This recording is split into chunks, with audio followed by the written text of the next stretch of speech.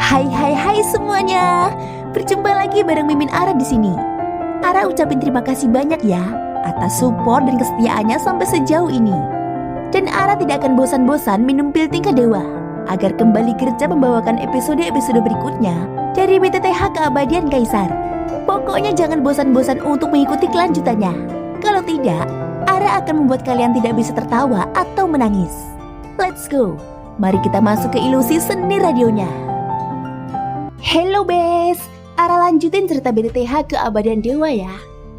Perkataan Ratu tampaknya benar-benar mengejutkan Ye Beijing. Dia tidak pernah memperhatikan Zhang Misi sebelumnya. Dia pun tidak peduli tentang ini. Namun kata mangsa dari Ratu menimbulkan rasa tidak nyaman di hatinya. Apa yang kamu ketahui dari Zhang Misi? Dan sejauh mana kamu memahami alam dewa kekacauan? Ye Beijing menatap Ratu lagi dengan tatapan serius. Karena Ratu tidak merujuk kepada Ye Beijing saja dalam kalimat ini. Menggunakan kata kalian berdua, ini berisi sejumlah besar informasi. Aku tahu sebanyak yang kamu tahu. Tapi aku akan memberitahumu satu hal. Telah terjadi perubahan yang luar biasa.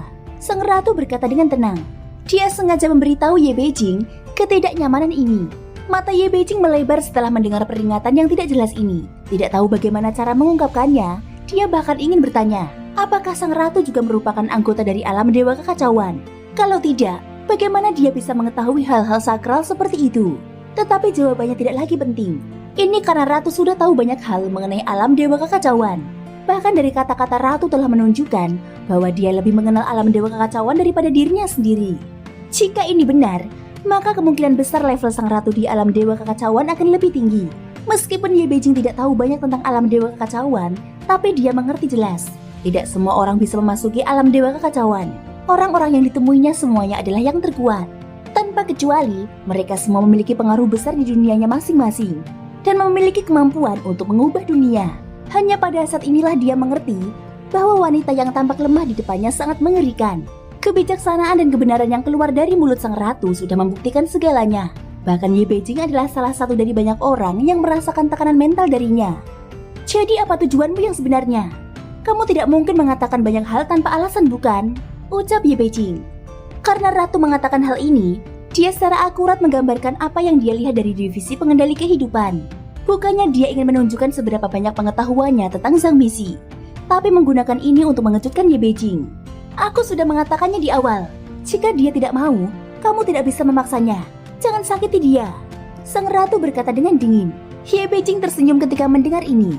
Aku hanya tidak menduganya. Wanita yang sangat cerdas dan cantik adalah orang yang tergila-gila pada cinta. Xiaoyan bukan lagi Susang. Dan jangan pikir aku tidak bisa melihatnya. Dia tidak mencintaimu sama sekali. Ucap Ye Beijing.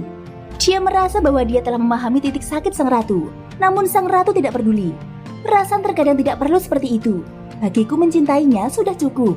Jawab Sang Ratu. Dia selalu tampak cukup puas. Ye Beijing terdiam sambil memegang cangkir teh. Dia ingin terus melawan. Tapi dia menemukan bahwa tidak peduli bagaimana dia mencoba melawan, baik dalam permainan maupun semua percakapannya, dia tidak pernah menang melawan Ratu. Pada saat inilah Bahtera sedikit terguncang. Di salah satu bintang tanpa kehidupan, ada pilar cahaya besar yang tingginya mencapai langit. Itu adalah formasi teleportasi. Bahtera perlahan-lahan memasukinya. Formasi bergerak ini sesuatu yang telah diatur terlebih dahulu oleh alam dewa kuno. Dengan cara ini, mereka dapat kembali ke alam dewa kuno secepat mungkin. Para dewa dari dunia iblis kuno adalah tamu. Kalian akan dipersilahkan untuk bersenang-senang. Ratu tidak memberi Ye Beijing kesempatan lagi untuk berbicara.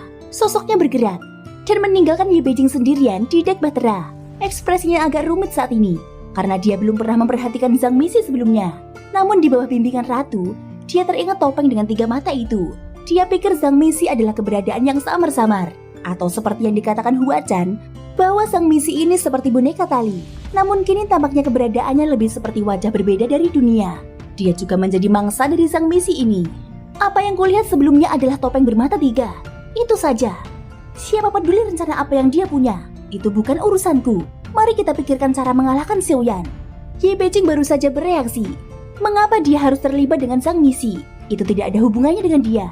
Segera Ye Beijing menatap ke arah tim Fearless yang sedang bercanda. Kabut di wajah cantiknya tersapu dan memasang senyum manis. Mereka adalah kerabat dan teman dekat Xiaoyan. Jika aku bisa berteman dengan mereka terlebih dahulu, mungkin aku bisa mendapatkan lebih banyak kepercayaan dari Xiaoyan. Dengan cara ini, hubunganku dengannya dapat melangkah lebih jauh. Selain itu, setelah pertempuran ini, dia mempertahankanku di Sensi dan bahkan mengundangku ke Bahtera. Itu berarti dia tidak membenciku. Masih ada kemungkinan bahwa dia akan menyukaiku di masa depan. Lalu, kita akan berjalan bersama lagi seperti di dunia iblis kuno. Ye Beijing sedang berpikir. Tampaknya segala sesuatunya telah dipastikan sesuai fantasinya. Sebuah rona merah muncul di wajahnya.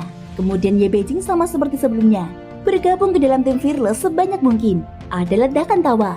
Di sisi lain, di sebuah ruangan di Bahtera saat ini, sang ratu mengangkat tangannya dan ribuan gulungan muncul. Dia memeriksa situasi kematian Xiaoyan. Aku khawatir itu tidak akan bertahan lama. Rencana awalnya adalah mengalahkan Suqian Taiyi. Aku tidak pernah menyangka kalau Raja Taisu akan turun dengan jiwa yang terbelah. Meskipun mereka akhirnya kalah, tetapi hal ini mau tidak mau akan mempercepat terbentuknya jalan buntu. Sekarang, aku harus menemukan jalan keluar. Sang ratu mengerutkan keningnya. Dia adalah perencana, juga sebuah pemecah permainan. Segala hal yang dia lakukan saat ini hanya untuk membantu Xiaoyan. Ketika sang ratu sedang melihat gulungan itu, wajahnya tiba-tiba menjadi pucat. Darah mengalir dari sudut mulutnya. Reaksi terhadap mengintip langit semakin kuat. Tapi bahkan jika aku mati, aku akan membantumu dalam hidup ini. Sambil bergumam, ada pandangan tekad di matanya. Meskipun sejak awal dia mengungkapkan cintanya pada Xiaoyan, tapi dia berbeda dari Ye Beijing dan Zhen Xianyuan. Ratu tidak pernah memaksakan keinginan Xiaoyan. Sebaliknya, dia hanya ingin memenuhi keinginannya yang telah lama ada dalam mimpinya. Sang ratu terus memperhatikan gulungan itu, membaca informasi dari semua arah. Dia harus selalu mengendalikan situasi dan transformasi seluruh Sensi. Pada saat ini, sebuah retakan muncul di kehampaan. Bahtera itu keluar dan kegelapan pun sirna. Bahkan dengan formasi bergerak, masih membutuhkan banyak waktu untuk tiba di alam dewa kuno. Ini sudah menjadi cara hebat untuk memperpendek waktu perjalanan. Bahtera muncul di atas kota yang ramai. Pemandangan ini tampak luar biasa. Alam dewa kuno saat ini lebih semarak lagi. Berkat sumber daya yang dikirim Xiaoyan, semakin banyak orang kuat berkumpul di sini. Alam dewa kuno telah menjadi tempat terbaik untuk pelatihan. Banyak orang kuat bergabung di sini.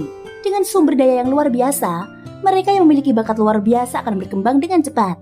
Dunia dewa kuno dikelola dengan baik seperti sebuah sekte, mengalokasikan sumber daya dengan cara yang paling masuk akal dan menciptakan banyak tempat untuk berkultivasi. Lihat, sang ratu telah kembali. Munculnya Bahtera telah membuat keributan besar di kota. Di alam dewa kuno, ratu lebih populer daripada Susang. Karena semua yang ada di sini dibangun oleh ratu sendiri. Dia adalah pencipta dunia kuno. Thank you guys sudah mendengarkan ceritaku di episode kali ini sampai akhir. Ikutin terus kelanjutan episode berikutnya ya. Semoga hari kalian menyenangkan. Sampai jumpa dan bye-bye.